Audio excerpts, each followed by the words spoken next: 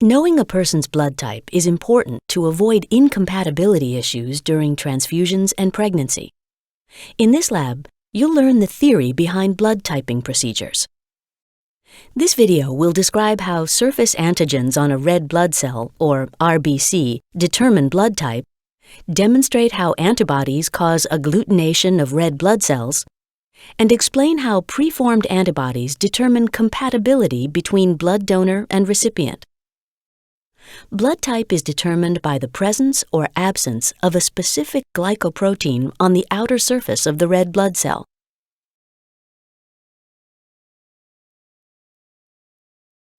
These glycoproteins are called antigens. The surface antigens that you have are genetically determined. Individuals who have type A surface antigens have type A blood. People with type B surface antigens have type B blood. It's also possible for individuals to have both A and B surface antigens.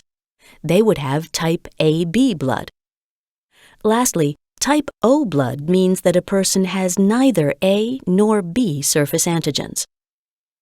In addition to surface antigen differences, individuals will make antibodies against surface antigens that are not present on their own red blood cells.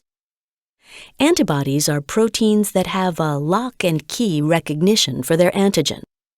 This is established by the antigen binding site on the antibody. For example, healthy people with type B blood would have anti-A antibodies against the A surface antigen because they don't have A surface antigens. Let's check your understanding.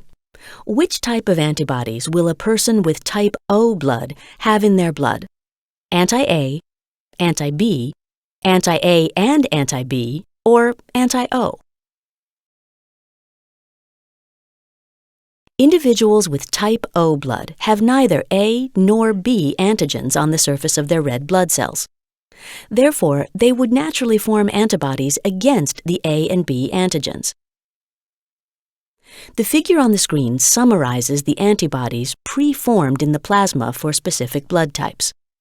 For example, individuals with type A blood have surface antigen A on their red blood cells, as well as anti-B antibodies circulating in their bloodstreams. These preformed antibodies are the reason transfusion reactions occur when there are incompatibilities between blood types.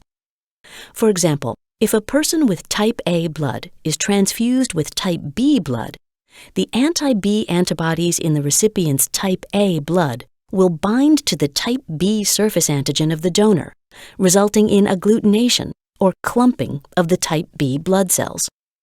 Widespread agglutination is usually fatal. For this reason, a person with type A blood can receive only type A or type O blood. Notice on the screen that anti-A and anti-B antibodies that are present in the type O donor's plasma are not included.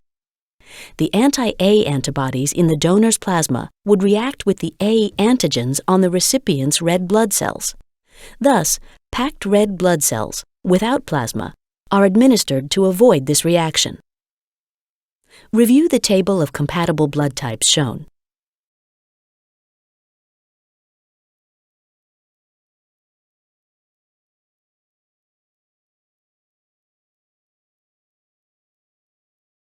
Let's check your understanding.